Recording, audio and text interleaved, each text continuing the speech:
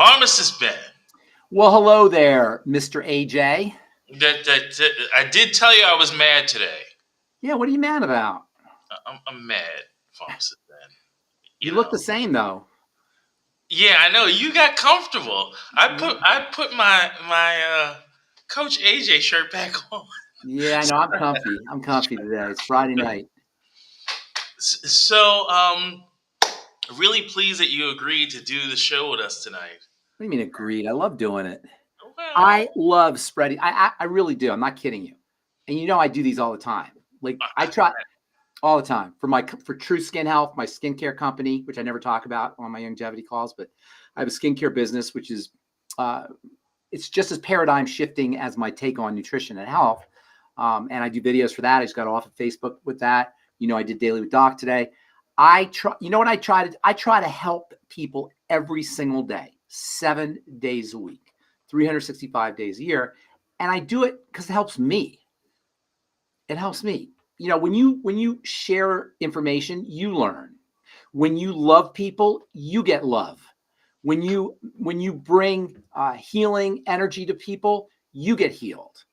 When you bring joy to other people, you get joy. So it's like if I'm not feeling comfortable for whatever reason, you know what I do? I pick up the phone and call somebody I can help. That makes me feel better. Yeah. So I do it for myself as much as it helps the world. And I think that's such a great feature of the world, is that it's set up so when we help other people, we help ourselves. We teach other people, we learn ourselves. We bring love to other people, we love ourselves. And vice versa, by the way. When you're mean to somebody and angry at somebody, they don't feel your anger. Your blood pressure goes up. Your cortisol, your stress hormones increase. Your blood sugar, rises. All the biochemical changes that occur when we're angry occur to you. They don't occur to the person you're angry at. And you sure in your life. But love is the same way. When you love somebody, your oxytocin goes up, your serotonin and your dopamine increase. Your immune system is strengthened. Your parasympathetic nervous system is enhanced. Your vagus nerve gets more toned when you love people. That's why in the Bible it says to love others as you love yourself. That's misunderstood, because as you're loving others, you're loving yourself. Isn't that cool? Love others, love your neighbor as you love yourself. So it puts a whole new twist on that, right? So yes, I love doing these videos. Well, and I love that you allow me to participate. Let's just dive in. Yes. I'm really concerned about these very well-educated and prominent people in our society that we call doctors, and how they interpret problems. There's an article that you shared that you can feel free to talk about. But my question and my problem with it is that it talks about inflammation as a problem, which we know has its pros and cons, but it doesn't talk about what causes the inflammation as being the key problem. It talks about a symptom as the problem. I'm talking this way because I've been around you for a little while, and I've gained a little understanding of these bodily processes, and it really makes me upset. You probably know more. You probably know a lot of stuff, a lot more than the average person knows, I bet. Give me your take on what this article, this opinion piece. Yeah, it was an opinion piece written by a doctor, and I caught my attention. That's why I sent it to you. And it talks about how inflammation is significant. It makes a distinction between acute inflammation and chronic inflammation, which is kind of on the right track. I'll talk about that here in a second. But the part that troubles you, and I kind of troubled me as well, is that the doctor who wrote this talks about how prescription drugs may exert benefits above and beyond the reason you're taking the drug for, because of their anti-inflammatory effects. So now it's somewhat of it doesn't talk about, like you said, it doesn't talk about why you have the inflammation, or it doesn't talk about using nutrition or lifestyle strategies to reduce the inflammation. It just points out that drugs, and they happen to mention Ozempic, which is that the blood sugar drug that everybody's using to lose weight, and other obesity drugs as anti-inflammatory. In fact, they mentioned one case where people who took drugs for obesity, they didn't mention the kind of drugs, but they said drugs for obesity, suddenly discovered that their rheumatoid arthritis went into remission, meaning it was the drug, the obesity drug, that caused their inflammation to be reduced. They also mentioned research that talks about a particular drug reducing the markers of inflammation when people had strokes and heart attacks. So it doesn't exactly come right out and say to use drugs for anti-inflammation, but I see why why it made you angry. So let's talk real quickly about inflammation. All right, inflammation is if you go to medical school, they'll tell you it's marked by 4 cardinal signs. They're called the 4 cardinal signs of inflammation, and because doctors love Latin, so they say dolor, rubor, calor, and tumor. 4 cardinal signs. Dolor means pain. Calor means heat. Rubor means redness. And tumor means swelling. Those are the 4 cardinal signs of inflammation, which everybody knows. If you ever got a black eye or you sprained ankle or whatever, you notice that you got dolor, there's pain. There's calor, there's heat. There's rubor, there's redness. And there's tumor, there's swelling. Those are the cardinal signs of inflammation. However, the distinction that these guys are making in this article and what medical folks often make is not really as a helpful distinction as the distinction I make. They make a distinction between acute inflammation, which is inflammation that happens quickly and then resolves, versus chronic inflammation, long-term inflammation, drip, drip, drip inflammation. You see, the inflammatory response is supposed to trigger anti-inflammation. This is very important.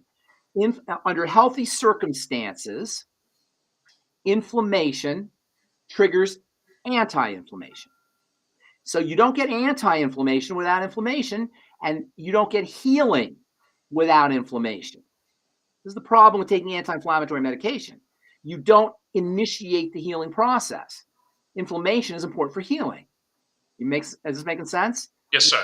The body reads inflammation and kicks in with anti-inflammation, but if you take anti-inflammatories, that doesn't happen. So this acute inflammatory response is the way things are supposed to work. We're supposed to have acute inflammation.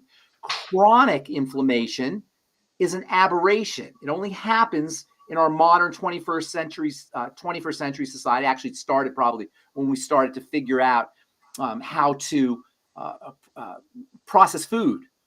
That's because that's the major source of chronic inflammation. So what do I mean by that? Inflammation is a protective response. Let me say that again. Inflammation is a protective response. It's a beaver's dam. The dolor, the pain, says, don't touch me. I'm protecting. That's what pain is. The calor is the heat. That's the end result of circulation. When you have inflammation, you got a lot of blood. Blood's trying to wash away the toxins or the damage, and the immune factors are traveling in the blood. So there's warmth, calor. The rubor, the redness, is also the end result of the blood. And the tumor, the swelling, is from the fluids that are acting like a shock absorber, like a beaver's dam or like an airbag going off in your car. And this is acute inflammation. Chronic inflammation, this drip, which is like a drip, drip, drip inflammation, is different. This inflammatory response occurs when the body wants to protect itself. It's a protective response. It walls off the area. Make sense?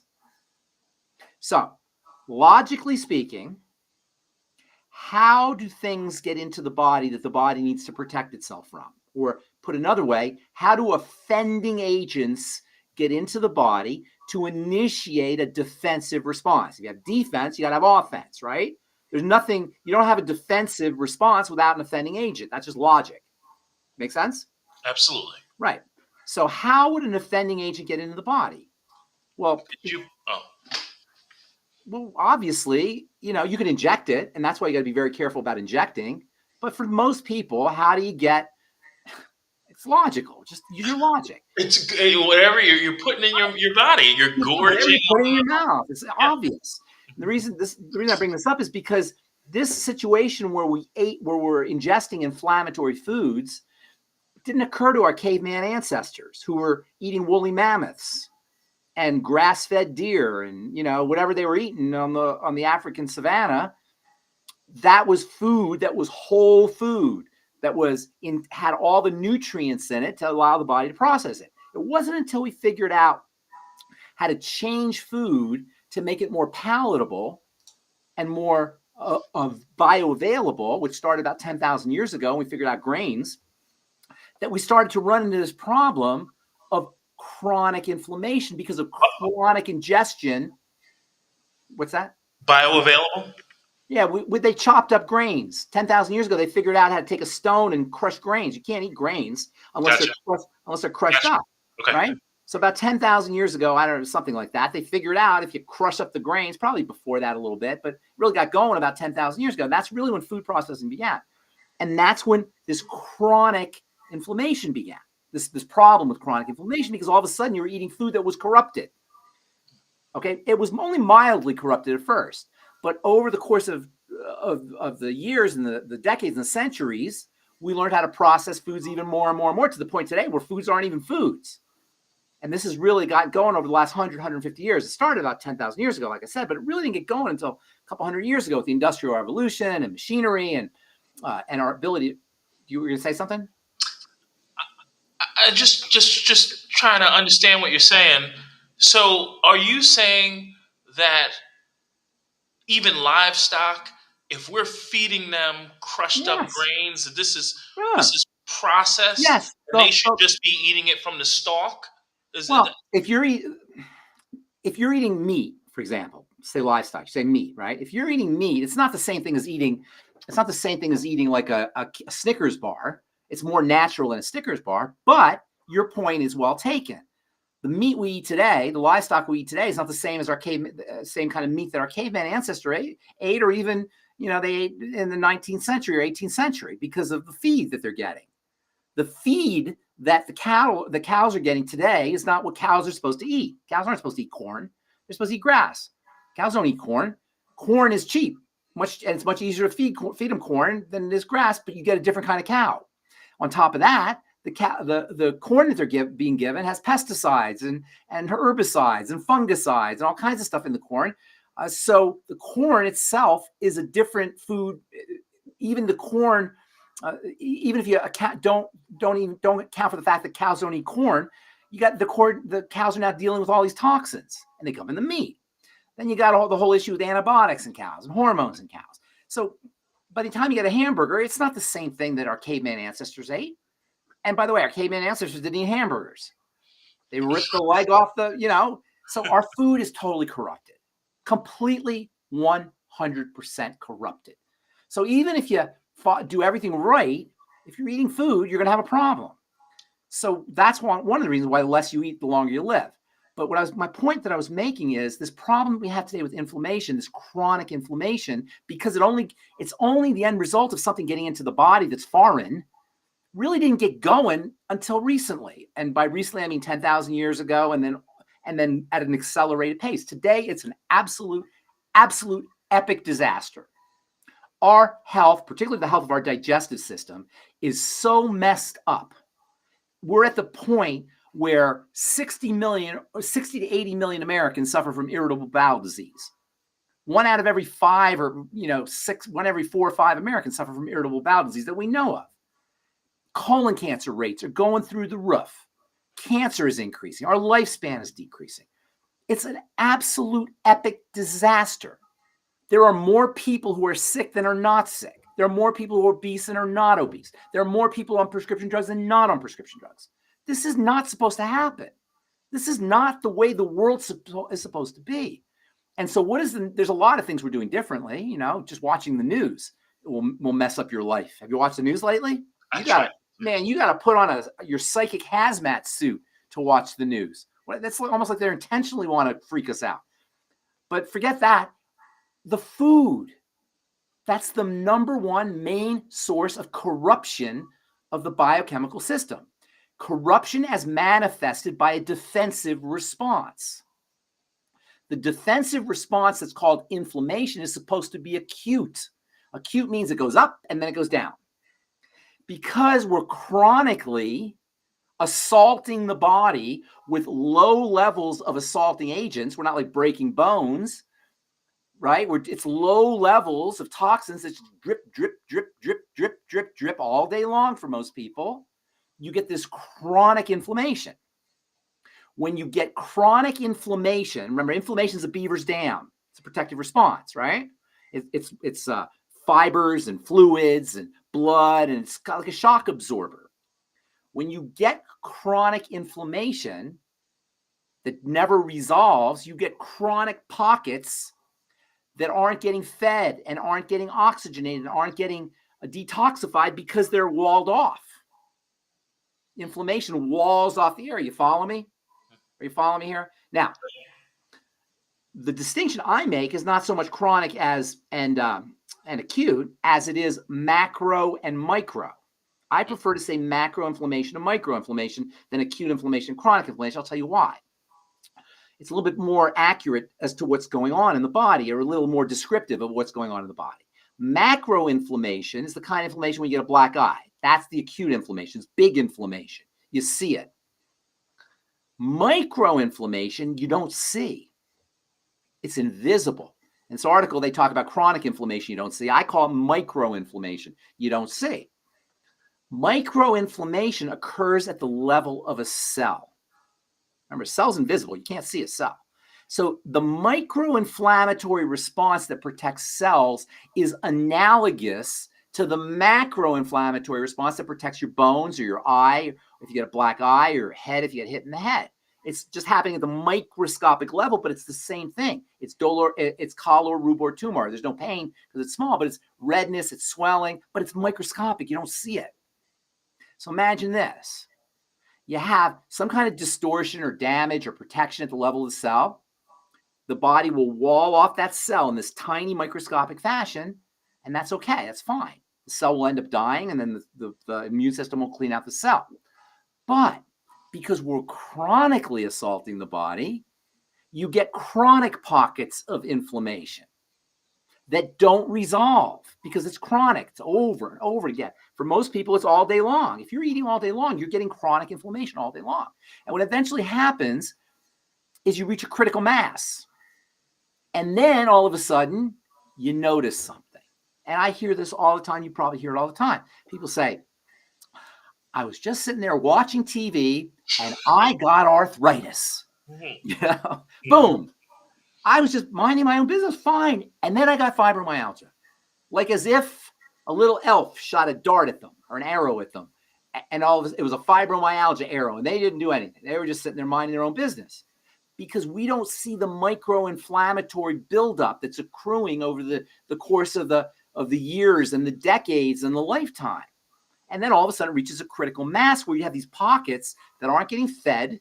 Inflammation is a wall. It's not allowing food in. It's not getting oxygenated. You got a wall. You can't get oxygen in there. It's walled off, so you can't detoxify. So you get these pockets of toxicity with no nutrition and no oxygen, which is essentially leads to pockets of death. If it happens once, that's one thing. And these are happening very small. If it happens twice, 3 times, 4 times chronically over the course of the years and decades, eventually you get these huge pockets of tissue that aren't getting fed, aren't getting oxygenated, and are accumulating toxicity. That describes the development of chronic degenerative disease, which is the major health issue that we confront. It's called chronic degenerative disease, or some people call it non-communicable diseases, to distinguish it from infections and trauma. Infections and trauma are acute.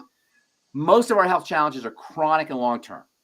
These chronic long-term disease states are the end result of inflammation, which in turn is the end result of assault, which in turn is the end result of food, period.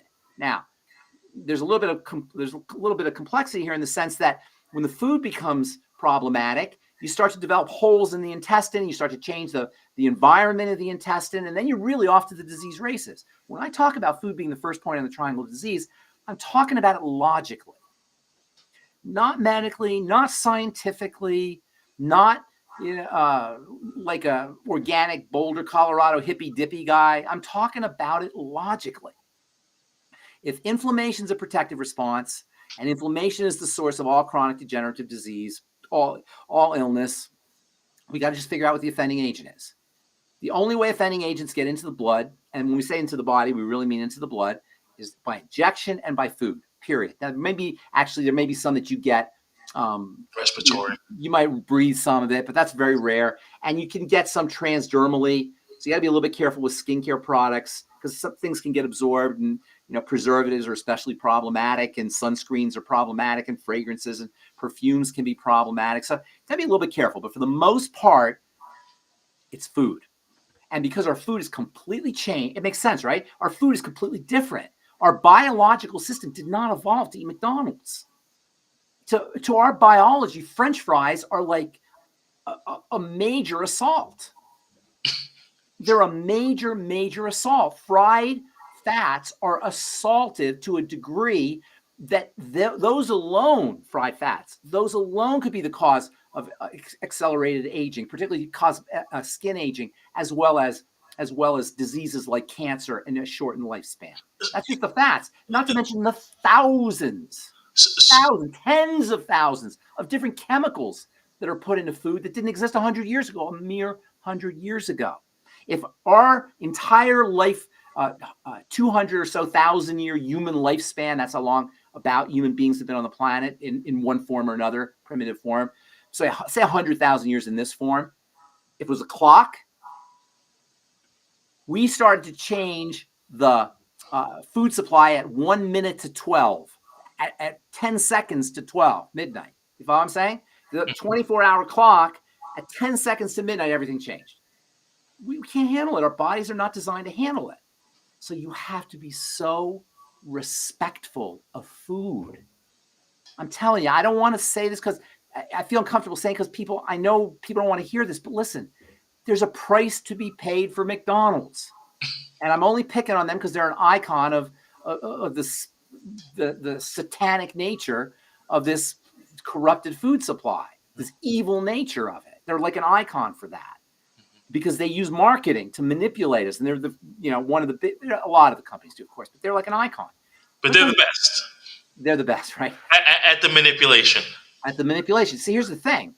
They know how to hack into the brain. They don't hack into our digestive system. They hack into our brain. See, we eat mentally because of our minds. In fact, AJ, my friend, how much of your problems in your personal life are due to your mind? All of them, almost, right? Yeah. Yes, our minds, our brains, and the mind is I read this book once called The Mind is What the Brain Does for a Living. Right? And so there's, that's an interesting relationship between mind and the brain. But our ability to cognate and to think and to remember and to enjoy sensations, which are all mental, which are all derived from our mental nature, can be manipulated. And it is manipulated. It's manipulated, so we'll buy things. So what you have to do is you have to say, you have to start to see these manipulators as the evil entities that they are. You have to see them as the enemy. You got to see McDonald's as the enemy, because they are. Yes. Okay, so the road that you were leading us down, the question then becomes: should we eat once a day, once every other day? Somebody asked me that today was it on Daily with Doc? Somebody asked me somewhere today. Everything's blending into one, all these podcasts that I'm doing, but I think somebody asked me on Daily with Doc. Listen, you eat as little as possible. Okay, is once a day sufficient? You talked on Daily with Doc about what you eat, but is that once a day? Once, if you're just eating from your body, you just have to go by your body. You can't say it's sufficient. If you're an athlete, you're going to eat more than if you're an old lady. If you're just got out of surgery, you're going to eat more than if you're, not out of surgery. If you're pregnant, you're going to eat more. And, there's times you're going to eat more. The trick to eating is to stop when you're full. And we're full way earlier than we think. How do we know when we're full? You're full. You don't feel. That's a very good question, actually, now that I think about it, because we don't necessarily know, because we don't pay attention. We don't have interoception. We don't have good interoception. You know what interoception is? Entero means inside. Ception means to perceive. Perception. Interoception, we're not very good when it comes to interoception. We don't sense our bodies, which is kind of interesting because our bodies love us.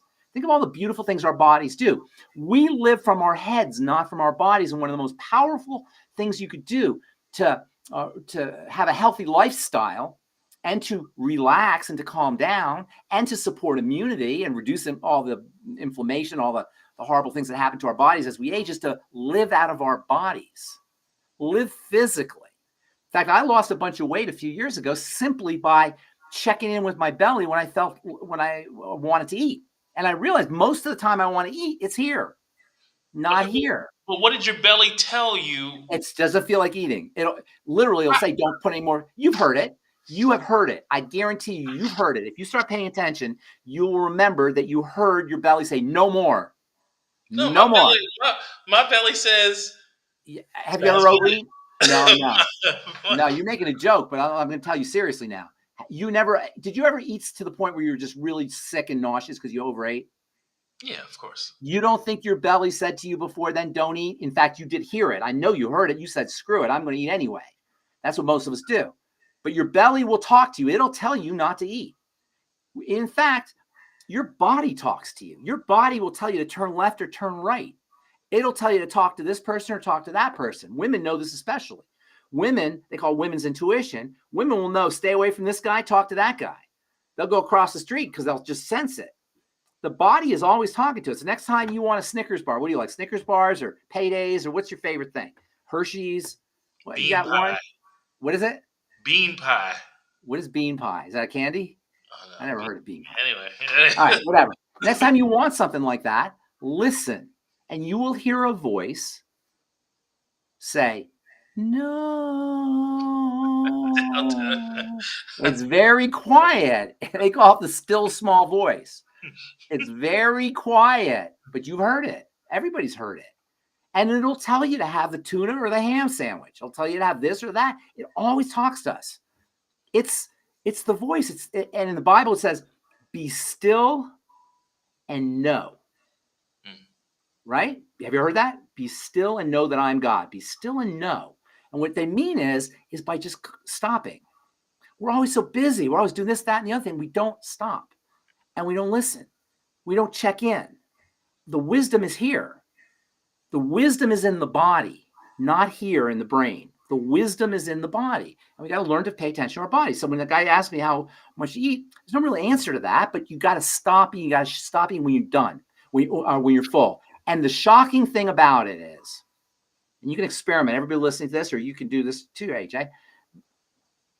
The shocking thing about this is, it doesn't take very much food at all to cut off your hunger.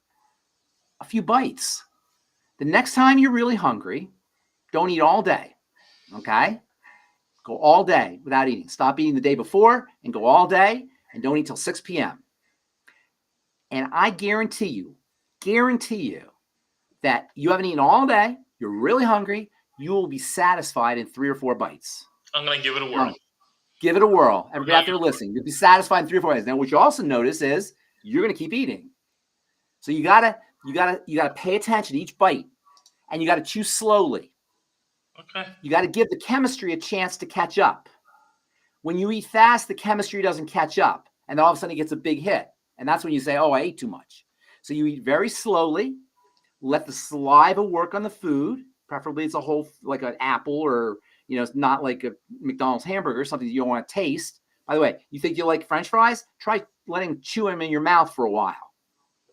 Just chew a French fry in your mouth for a little bit. Once the sugar is gone, because French fries have sugar in them, once the sugar is gone and the fat's gone, it's just going to be this mushy mess that's disgusting. I've learned from French fries for a while now. So you ever see French fries when they're not hot? They don't look so good, right? When they're cold and they're just they've been sitting out on the table for hours. They don't look so appetizing. So you know why hot food is more appetizing? And pizza the same way. You ever see how pizza looks when it's been sitting out for a while? It doesn't look so appetizing, right? Yeah. So what is that? What is it about? When you heat a pizza or French fries, the molecules are vibrating. It's super high energy. And that high energy is perceived as attractive. We look at the high energy, it looks like something we really want. It's one of the reasons why I like sugar so much. It's very high energy. We're evolved to look for high energy. The pizza has been sitting there for 5 hours or 6 hours. It doesn't look so good. because it's got low energy. The energy's been all dispersed. So what do? You stick it in the microwave. It gets shaken up again. It looks delicious again. So we're eating for reasons we don't even know why we're eating. And we're paying the price for it because these unconscious desires are being hacked into. You know when all this started to change? In the late 19th century, late 1800s, there was a guy, for the first time, he said that everything we do as human beings comes from a place that we're not aware of. We think we're aware of things. Oh, I like this. I like that. I like you. I like her. I don't like him. We think we're conscious about all that. What this guy said is, no. That's the tip of the iceberg. Most of your decisions are being made underneath the iceberg where you don't see. That underneath the iceberg is your childhood. It's programming. It's your beliefs. It's these transparent reasons why you do things that you don't see. You don't notice. They're transparent. They're invisible. You know who that guy was? Who? Sigmund Freud. And he developed the idea of the unconscious and the subconscious. Yeah. And that changed everything. That changed our entire world. Because, of course, it was not very long after Sigmund Freud came up with these ideas that people said, well, if they're making decisions from their subconscious, maybe we can tap into their subconscious, right? And they started to do that. They started to do that with music.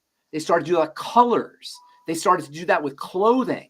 And that's when, by the way, World War II started, and World War I started. And that's where our marketing started, advertising started, right after Sigmund Freud. In fact, one of the guys who really was known as the father of they call him the father of public relations, but he really started the whole marketing thing. He was Sigmund Freud's nephew. And he really took Sigmund Freud's ideas about the unconscious and he applied it to marketing. And he created all of these marketing campaigns based on the unconscious and the subconscious. He was the first guy to do this. He actually wrote a book in the 1920s called Propaganda. And this was a book that wasn't, back then propaganda wasn't considered a bad thing. He said, this is how you control large groups of people, by sending them messages that tap into their subconscious. And most of their, according to Freud anyway, most of these subconscious drives were around sex and reproduction and relationships and connection and romance. And he started to connect all of these ideas to sell things. And that's when the whole advertising, and simultaneous with all this, the Industrial Revolution was kicking in. And for the first time, this is really interesting, we had more goods than we had reason to buy. Supply exceeded demand with the Industrial Revolution. Before the Industrial Revolution, supply was the problem because you had to carve things. There was no plastic, there was no machinery. You can imagine how things were before the Industrial Revolution. You had to hammer and carve and build. And so supply was the problem. All of a sudden, after the Industrial Revolution, supply was not the problem. Demand was the problem. There was more supply than there was demand. And because they started to understand how to manipulate the unconscious and sell to the unconscious, a perfect storm was created because they could make as much product as they want, meaning they could make as much money as they want simply by tapping into people's unconscious drives. And that's where you start to get cereals and breads and build strong bodies with, you probably don't remember this, but the Wonder Bread, build strong bodies 12 different ways. I forgot what their slogan was. And they start to appeal to people in this unconscious way. And that's when it all went crazy. And it's only gotten worse and at an accelerated pace to the point today, you can't, most people, present company excluded, can't drive by the Golden Arches without driving through. You have to have those French fries. And you don't even know why. Not you, but we don't even know why, right? We have to have those things, to not have Coke or not have Pepsi or not have pizza or not have these kinds of foods that we've grown accustomed to and we've been manipulated to believing that we should be eating them. It sounds like it's a nightmare. It sounds horrible. Can you imagine never having pizza? And that's why I'm always, whenever I talk about food, I always understand that people are not receptive. Or they think it's just kind of like a jargon. Or that doctor in that opinion piece did not once say pizza, soda, yeah, right, French fries. He didn't say any of those things. When I was growing up, they don't have it as much anymore. But when I was growing up, there wasn't a hospital that you could go to that didn't have a vending machine with candy and a cigarette machine and people with that ashtrays, and you'd be smoking. I remember when I was when I was a young pharmacist, I worked in, check this out, I worked in pediatrics ICU and neonatal ICU. I was the pharmacist. I had to put the medicine in the carts. Neonatal ICU is when the kids are born with birth defects and crack babies. It was really horrible because I was at the University of Colorado, and that's a regional center for crack babies and babies who had GI problems. So there were a lot of really sick babies. And I'll never forget, going into the patient's waiting room, I wanted to watch the football game. I had on my break, right? It was I worked on weekends, and so Sundays I wanted to go and watch the football game. I go into the waiting room, it was a closed waiting room, and moms had their newborn sick babies, neonatal ICU babies, and they'd be smoking, and everybody in the room would be smoking. The room would be filled with cigarette smoke, with their babies, their sick babies next to them, and the smoke was so disgusting. I couldn't even watch the football game. I remember I had to leave because I couldn't watch the game because it was so much smoke, and these neonatal babies were next to them. And this has changed a little bit. This was only 30 years ago, but it's changed. So our understanding of how to take care of our bodies and how to live in a healthy way has been hijacked by forces that could care less about our health, that could care less about the health of our children, our family. And that's why I say you don't want to drive through, you want to drive by, and when you're driving by, give them the finger, because they're not your friends. They're not your friends. McDonald's is not your friend. They need to be regarded as the enemy. And I'm picking on them, of course, because it's not just them. Domino's and all these ways that we're ingesting calories and ingesting basically the enemy. We're eating the enemy. Are killing us, and they don't just kill us. We suffer on the way, and it's hard. Let's help some of the people that have sent in questions. Want to say hello to Bruce and Plethora and Mary Mack and Becca Dukes and Ruth Dellen and Kev Spirited. Did I say Bruce? And then Barbara and Harry from Down Under. Want to say hello to everybody. Thanks for joining us. The people on Rumble and Twitter and LinkedIn and YouTube. Thanks for joining us. Hi, everybody. Just a question. Let's start here because you talked about fried fats. Yes. What do you do about clogged arteries? Arteries get clogged when the blood becomes dirty. And again, it all boils down to the triangle of disease. I do these LinkedIns. I've been doing these LinkedIns with my friend Liam. And every Sunday we do a LinkedIn where I pick a topic. So far, we'll probably do it differently. But for now, we pick a topic and I go to the research and I pick out scientific papers, which we present on the video. I love Restream. Restream, I figured out how to do these papers, show these papers. And I link all the diseases to all the health challenges to the triangle of disease.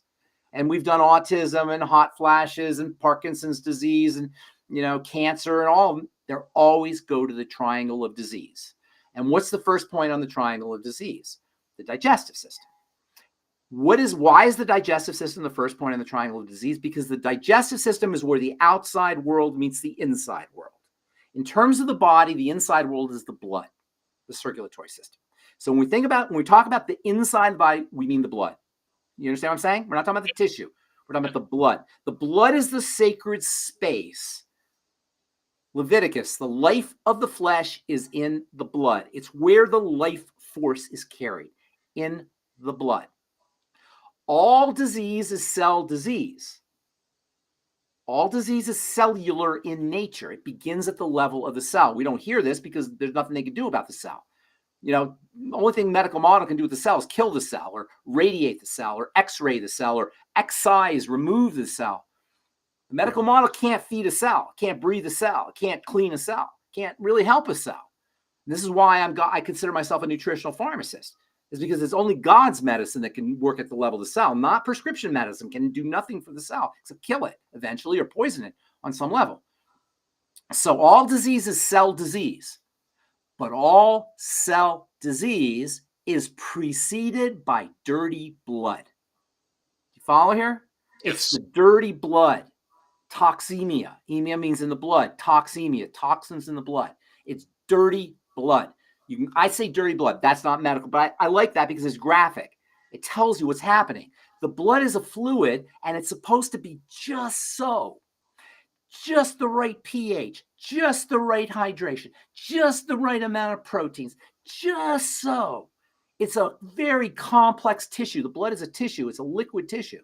It's a very complex tissue, and it's just right. And it has some mechanisms for dampening the blow if there's toxins, for sucking things out. It has some protective mechanisms for sure. But it's very, very important that the chemistry of the blood is just right. So keeping the blood clean is very important. Well, under ordinary circumstances, this is not a problem because you see the blood is a closed system. And in physics, we have the law of conservation of momentum in a closed system, meaning if a system is closed, the blood's in a tube, it's closed, it's separated from the body, it's going to run the same. It's going to be perfect. There's not going to be a problem. However, the blood's not really a closed system, right? Because we got to eat. Eating opens the closed system of the blood. It opens things up. The blood is in the tubes, but there's openings at the level of the intestine. Where the intestine meets the blood is the key to everything. Follow me? Yes. And this, the juncture between the intestine and the blood is very tightly regulated because the blood is a country and the intestine is the airport. When you eat a food, it's like the food's going to the airport and it's not going to get into the country unless it's been vetted. It goes through customs. It goes through immigration. Customs and immigration live at the level of the intestine. Customs and immigration are the immune system. That's why the immune system lives in the intestine. Most of your immunity is in your intestine because that's where immigration is, because that's where things get in, right? You follow me? Mm-hmm. There's also an immune system in your tonsils, in your lungs, or in your mouth because you eat. And there's also in your lungs too because you breathe. And you're also in your skin.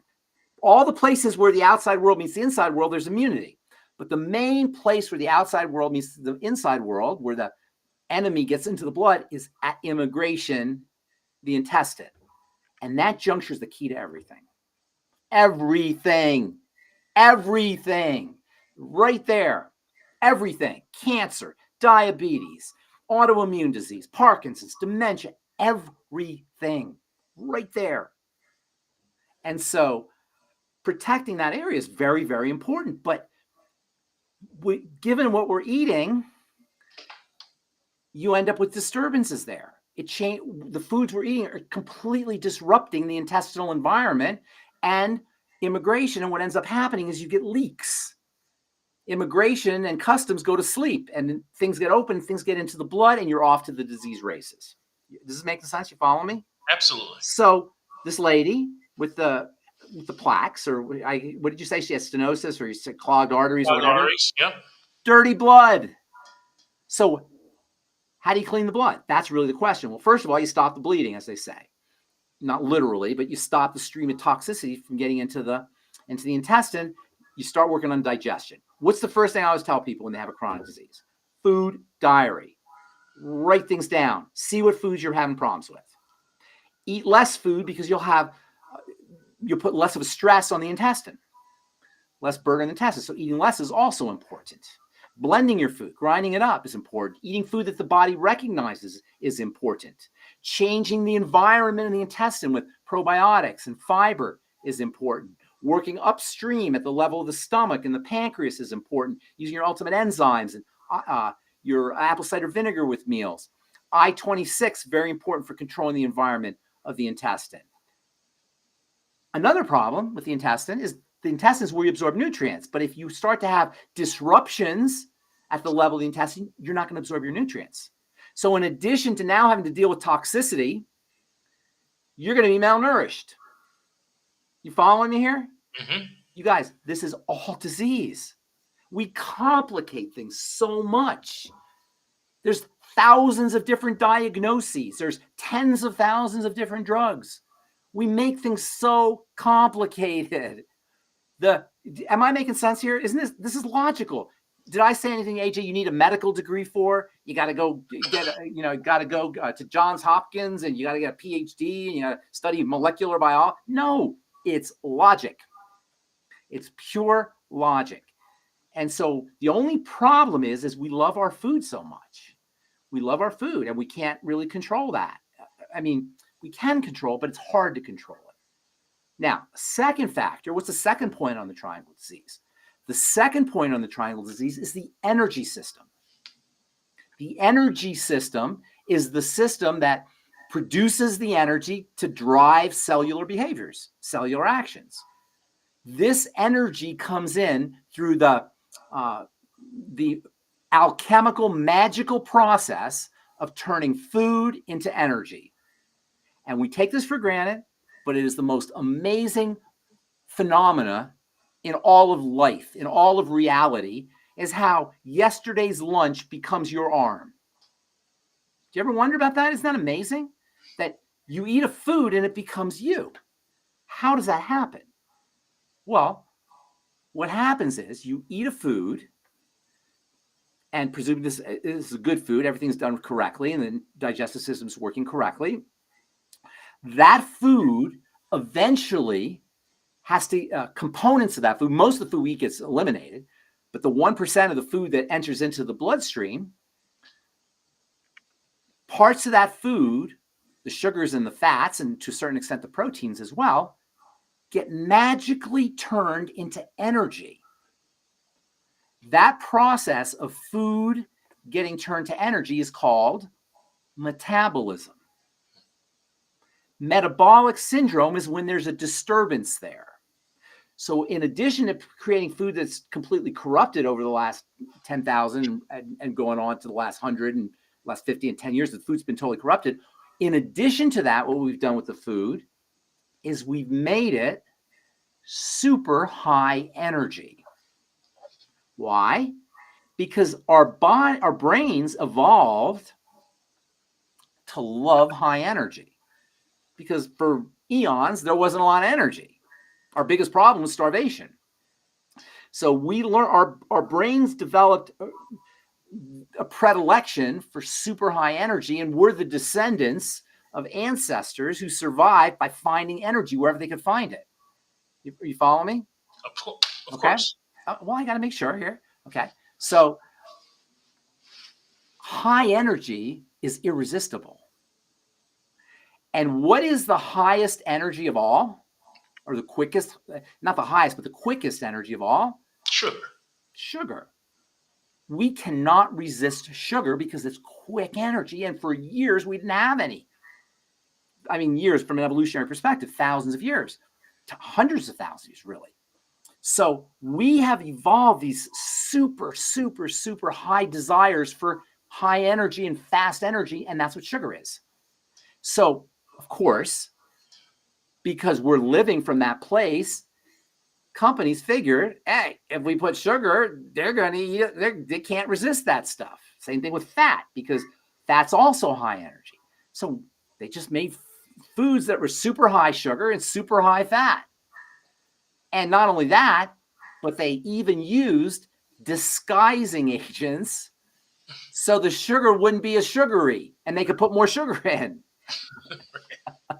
Right? That's why they always put salt with sugar. You ever look in the on sweet foods like donuts, there's always salt in there because then they can put more sugar. It's evil. It's freaking evil, right? So, but what this does is it creates this fire hose of energy into the body, and the body can't handle it. Our circuits are getting fried. Our cellular circuits are getting fried by this fire hose. It's not a fire, it's electricity. And this results in a major disruption of the metabolic system, the system that's making the energy. There's this huge amount of energy that's trying to get into the system. The system can't deal with it. And so it has mechanisms, it has ways for emergency. And what it does is it starts shoving it in different areas. And that's what in fat, in different parts of the body. And this is where fat comes from and obesity comes from. It's an excess of energy. But even worse than that, this flood of energy starts to disturb cellular chemistry. Mitochondria, you've heard of the term mitochondria. These are the parts of the cell that is actually doing the work of turning the food into energy. They're frying out. And once the mitochondria fry out, the cells fry out. Once the cells fry out, they die. They can't be functional. And so metabolic syndrome, which Dr. Wallach talks about, and this whole book came out, has become an epidemic. Metabolic syndrome is when the metabolic system is completely thrown off, and it can no longer turn food into energy appropriately. So you get anything that go wrong, anything that could possibly go wrong can go wrong. Blindness and dementia and autoimmune problems and obesity and heart disease and cancer and pretty much everything we suffer from can be the end result of this metabolic syndrome, which is the end result of a flood of energy that's overwhelming the cellular ability to use that energy, leading to cell death. And these 2 points, the digestive system and the blood sugar system, which are really the points where the outside world gets converted into the inside world, are the 2 fundamental points of bodily breakdown that lead to everything. Now, there's a third point in there because there's an intervening element, which is the thyroid and the adrenal glands. But that, you know what, as I talk about this more and more, I thought the triangle was simple and it's always there, but you don't even need to know about the third point. Just focus on the first 2 points, the food and the blood sugar system. Okay, so her arteries are going to get unclogged So let's talk about her for clogged arteries. Number 1 cause of clogged arteries, of course, is disturbances in the cells that line the blood vessels as an end result of dirty blood. So when the blood gets dirty, so the blood's in the vessels, right? When the blood gets dirty, it can no longer feed and oxygenate the cells that line the vessels. You with me? Mm-hmm. So it's like a garden hose. You have a garden hose, and when the water, the blood becomes dirty, it affects the walls of the garden hose, right? Mm-hmm. Once the blood becomes dirty, it can't feed the cells that line the garden hose. It can't oxygenate the cells that line the garden hose, and it can't clean the cells that line the garden hose become toxic. The blood can no longer clean. Remember, all disease is cell disease. All disease is cell disease, but all cell disease is preceded by dirty blood, and that includes atherosclerosis, the leading cause of heart disease.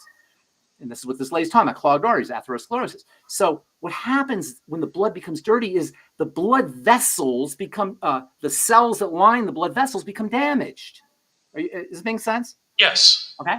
So when the cells that line the blood vessels become damaged, the body will stick things in there to repair it. Mm-hmm. The end result is going to be clogs, right? Mm-hmm. The problem is the dirty blood. The problem is the dirty blood. The dirty blood leading to malnourishment of the cells, hypoxia or low levels of oxygen, and toxicity. So the answer is to clean the blood. There's a couple ways to do this. If you have clogged arteries, you want to chelate. Chelation therapy, you've heard of chelation therapy? Yes. Chelation therapy is when you take this magnetic stuff, inject it into your blood, and it cleans things out. That's official. That's if you go to chiropractor, doctor. Not all doctors in fact, most doctors don't, but some doctors will do it. Smart doctors do it. And chiropractors and alternative practitioners, I think, do it. But you can also chelate with nutrients. Plant-derived minerals are natural chelating agents. Clays are natural chelating agents. Selenium is a natural chelating agent. Sulfur is a natural chelating agent. Vitamin C is a natural chelating agent. You can N-acetylcysteine is a natural chelating agent. There's lots of things you can use to naturally chelate your blood. Get on your ultimate selenium. Get on your ultimate MSM. Get on your CFX. Use your Beyond Tangy Tangerine. These are all natural chelating agents that will clean out the blood. You also want to make sure that you're using the right kinds of fats and not the wrong kinds of fats. The wrong kinds of fats are the key players in the inflammatory system. I should tell you this. Aspirin works by manipulating the fats.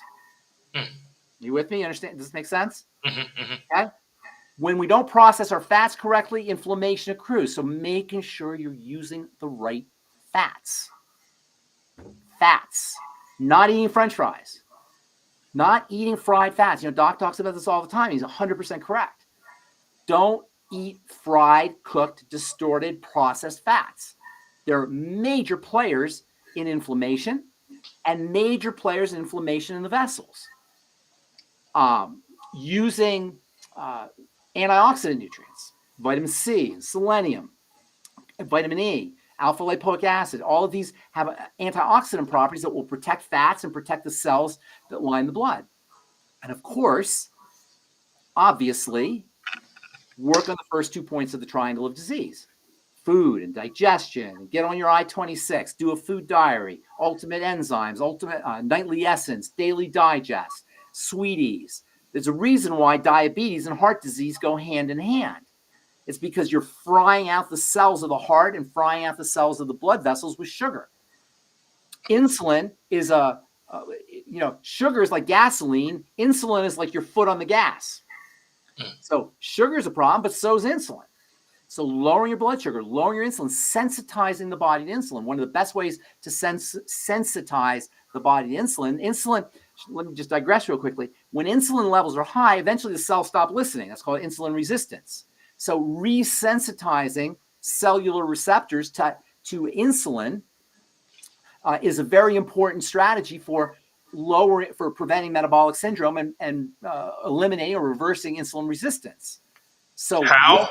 I'll tell you the best way to do it. You ready? Yeah, I'm listening. Calorie restriction and fasting. It's the best way to resensitize your insulin if you're dealing with type 2 diabetes, insulin resistance, whatever the different things they call it, but it's basically insulin resistance leading to metabolic syndrome.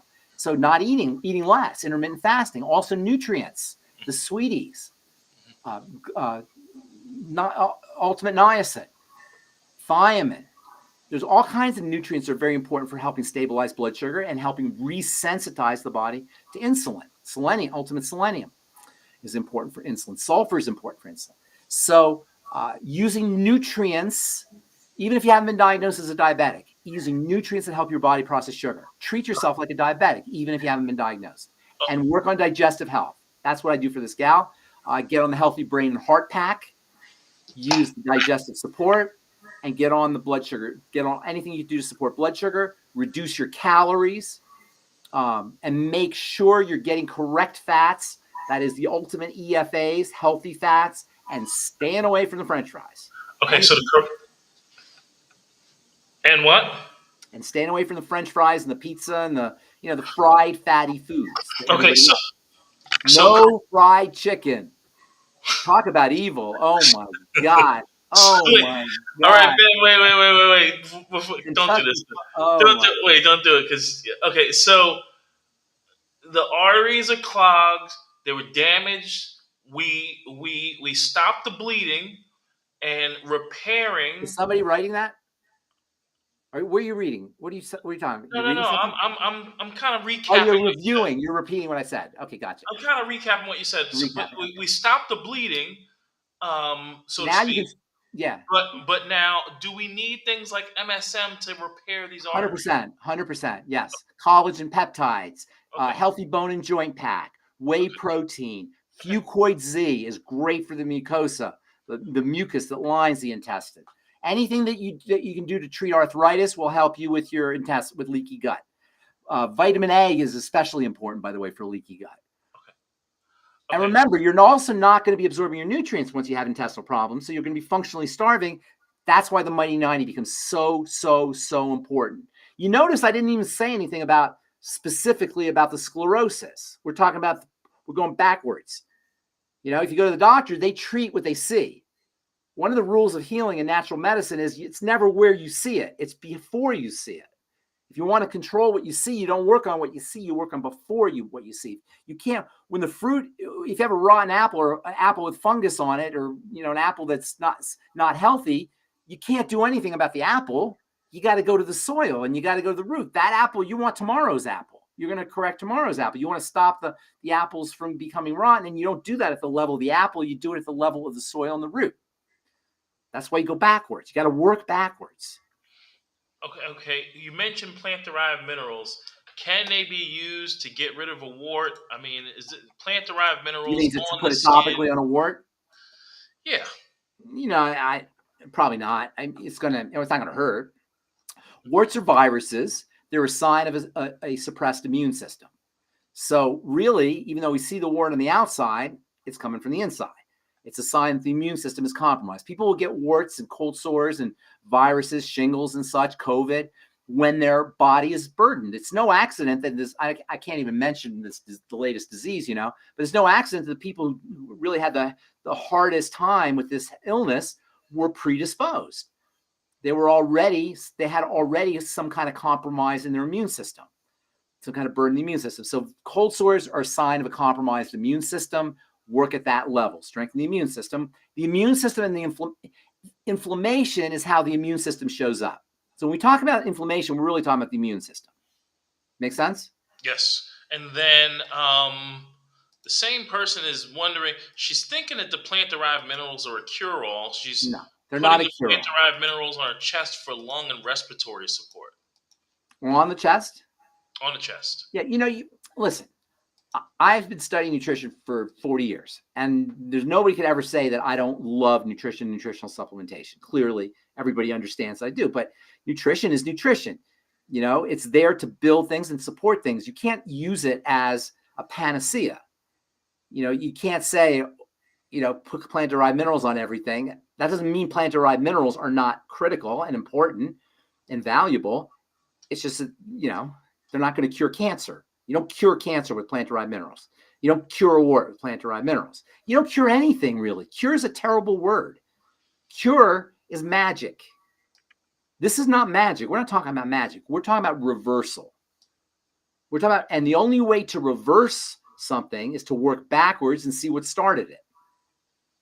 So nutrition is very, very important, but you want to understand how to use it. Okay. What about niacin? The niacin flush. All right, so niacin is a vasodilator, opens up blood vessels. This can be perceived, if it happens quickly, this can be perceived as heat and itching and discomfort. And I've had the niacin flush. It's not comfortable. It does go away. It's not the end of the world, but it's not comfortable. So what do? Well, a couple things. First of all, there's no flush niacin. That's called niacinamide. There's other forms too, but niacinamide is the most common no flush niacin. The problem is that that vascular effect, the vasodilation, is a good thing. And you're not going to get a lot of niacin's benefits that involve the cardiovascular system and cholesterol with niacinamide. You'll get other benefits, but you're not going to get the blood benefits. So if you really want all the benefits, you want to use niacin. If you take less niacin, you might not have a flush if you take it all at once. If you take your niacin with food, you might not get the flush. And also, once you start supplementing with your ultimate EFAs and you have enough essential fats, the niacin flush will be less likely to occur. Remember, the ultimate EFAs control inflammation. They control vasodilation. They control the immune system. So ultimate EFAs, once you're loaded up with them, you're less likely to get the flush. And then for most people, the flush goes away. So you might get it once, twice, 3 times, but once you have enough niacin in your system, you may not get the flush any longer. Okay, but she's concerned because you said she had leaky veins. Okay, so the vasodilation is different from leaky veins. Leaky veins are holes in the garden hose. And I didn't say bags under the eyes. Yeah, bags under the eyes are a little bit different. Bags under the eyes are a sign of fluids leaking out of the blood vessels. Fluids will leak out of the blood vessels, the veins specifically, if the blood's not circulating appropriately. Niacin is not really going to affect that. In fact, niacin may actually help via its vasodilation effects. So that's not going to be a niacin issue. If you do have bags under the eyes, you'll notice that you don't have them as much. You have them more, they're more prominent first thing in the morning. Right? Once you get moving, even if you have them, they're not as noticeable. The people who have really noticeable bags under the eyes have serious circulatory problems. And you'll see sometimes people with serious bags kids with bags under the eyes. Those are almost always a sign of some kind of food intolerance. Those are almost always a sign of either a dairy issue or a gluten issue or something that's getting into the fluids that's keeping the blood, that's keeping the fluids from moving appropriately. And these are kids that will have ear infections and more likely have tonsil problems and other immune issues. So you want to regard the bags under the eyes as a sign, a vascular issue, sign that the blood is not moving as it should. Remember, the veins don't have a pump. The heart has a pump. And you've been talking lately. I know you read that stuff about the vortex, which is very, very interesting. And I don't want to get too much into that because it's actually not the heart that's doing the blood's not actually moving via the heart. It's moving by the interactions between the fluid and the vessels. The interactions create a vortex, and it's super cool, by the way. And I know you like that stuff. That's why I'm bringing it up. But I didn't want to digress. I love that. I love that as well. But I don't want to digress. So the heart has a pump, pumps everything around. The veins don't. On the return trip, if you're not moving, things slow down. Our muscular movement creates contractions that push everything through. As we age and we have a sedentary lifestyle, that doesn't happen. As the blood becomes dirty, it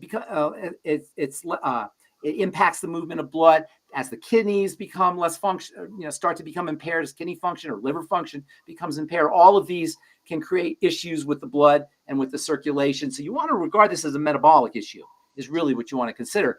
If it's significant, if it's first thing in the morning and it goes away, it's not that big a deal. But if it's significant, you want to regard that as a blood toxicity issue, a metabolic issue.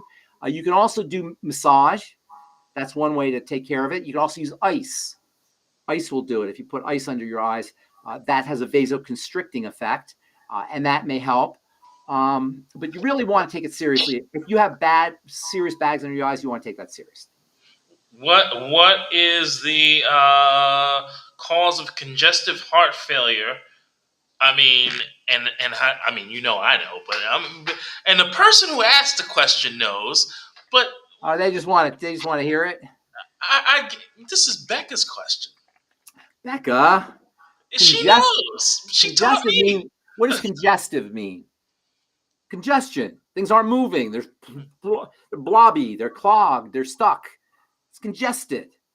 You don't want your heart congested. You want your heart moving. You want the blood moving. You don't want things stagnating. Stagnation is always the enemy. Stagnation always precedes.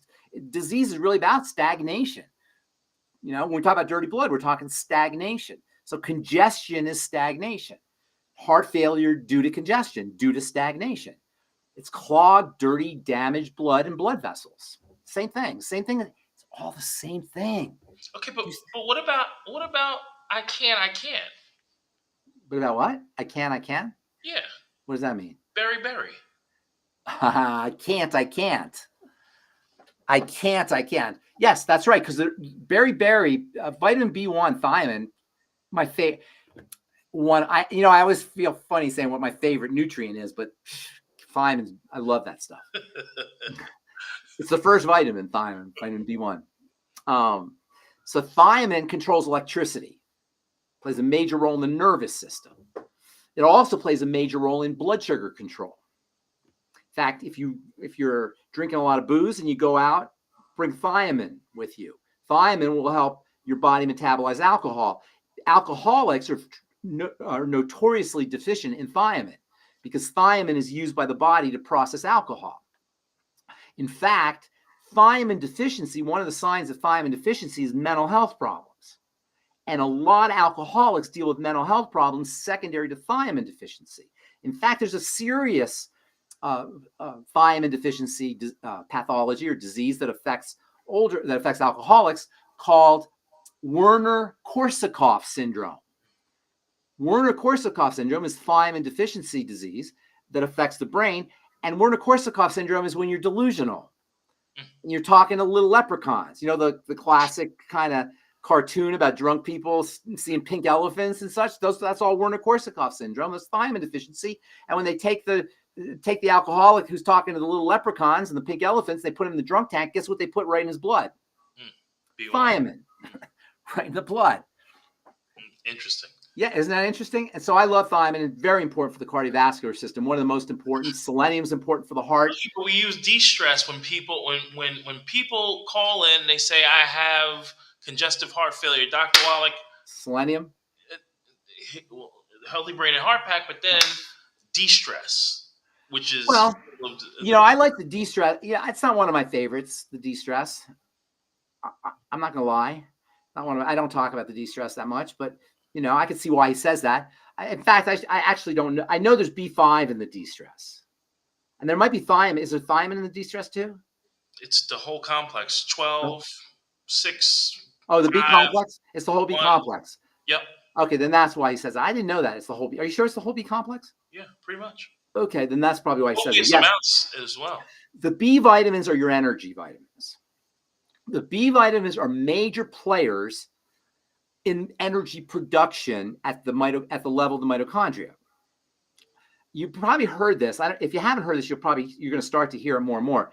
Mitochondrial dysfunction is becoming known as a cause for disease. Yeah, You heard about all this? We discussed this in our last show. Me and you? You and I. Okay, it's all blending into one. I can't remember what it's okay, Ben. This is why you can't juggle more than one girlfriend. Is that right? You Because can't? you'd be calling like one the other. You can't? You can't do that? No, you can. Oh, I can't. I'll be calling the wrong person and saying the wrong thing. That's right. You were great last night. Wait a minute. I'm on vacation.